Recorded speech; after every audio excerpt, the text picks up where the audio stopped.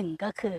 ต้องอยู่ในความเห็นแล้วก็วินิจฉัยของคุณหมอนะคะว่าจำเป็นที่จะต้องได้รับการดูแลอย่างใกล้ชิดนะคะ2ก็คือต้องอยู่ในเวชปฏิบัติ4ข้อของกระทรวงสาธารณสุขดังนี้นะคะ1ก็คือผลตรวจ RT-PCR เป็นบวกนะคะ2ก็คือมีไข้39องศาติดต่อกันนะคะ3ก็คือกรณีที่มีโรคประจำตัวแล้วอาการป่วยโควิดอะค่ะมีผลทำให้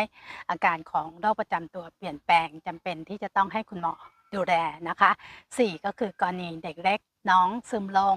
ดื่มนมได้น้อยลงทานอาหารน้อยลงนะคะก็ทั้ง2หลักเกณฑ์นี้สามารถที่จะเบิกค่ารักษาพยาบาลจากบริษัทประกันได้ทั้งในกรณีที่แอดมิดแล้วก็รวมทั้งในส่วนของค่าชดเชยด้วยนะคะตามวันที่คุณหมอเห็นความจำเป็นว่าจะต้องดูแลอย่างใกล้ชิดหลังจากที่ลูกค้าอาการดีแล้วก็สามารถที่จะกลับไปบ้านทานยาได้เองนะคะแล้วก็